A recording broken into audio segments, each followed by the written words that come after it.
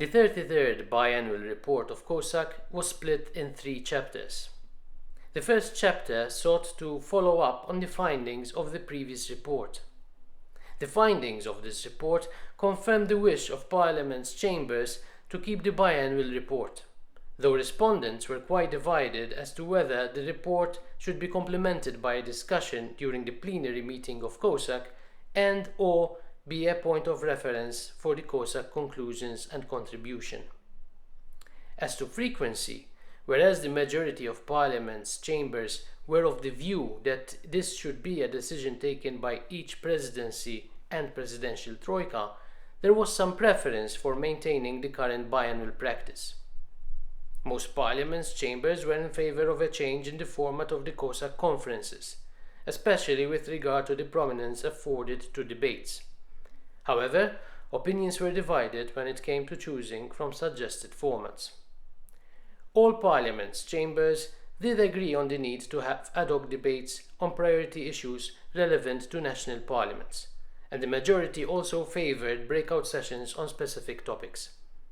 Once again, there was general agreement among Parliament's chambers on the issue of voting, with the majority expressing their preference for 3/4 qualified majority, which most deemed necessary for the adoption of both individual amendments and the full text.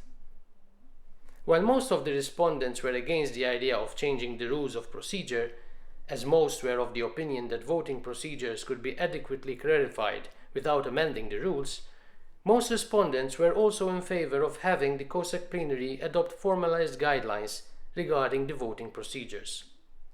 Parliament's chambers were divided when it came to the issue of whether there should be changes to the functioning of the COSAC Secretariat and whether the tasks of the permanent member should be more clearly differentiated from the rest of the members.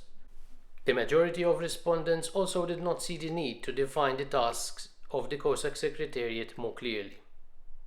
The second chapter of the report analysed the cooperation in place between various union bodies and national parliaments. Half the respondents appointed rapporteurs for EU dossiers, half did not. The majority did not express any opinion on whether their respective rapporteur cooperated with the European Parliament's rapporteur. Only a handful replied positively.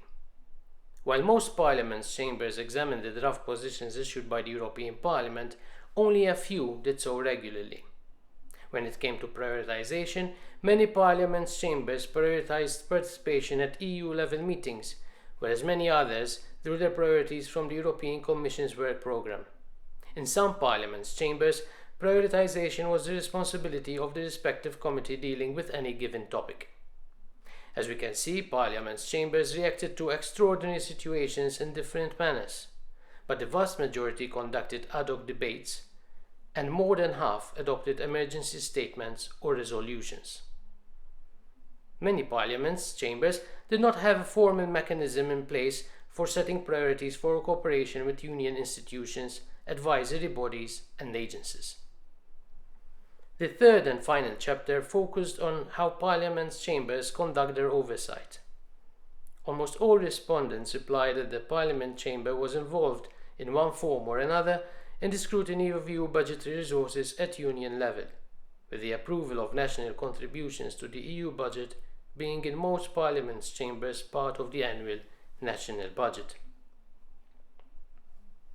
The majority of Parliament's chambers expressed their desire to play a greater role in the scrutiny of specialised EU funds or instruments. As to whether the attention afforded to annual reports by certain EU agencies was deemed sufficient, respondents were divided. Parliament's chambers were just as divided on whether the joint parliamentary scrutiny group format could be replicated for other agencies, with some supporting the idea, but a number of others expressing reservations, while some others replying that they had not yet assessed the possibility. Finally, when asked whether the Parliament chamber had developed new solutions or practices, or gained new insight in exercising scrutiny of the EU agencies, the majority answered negatively.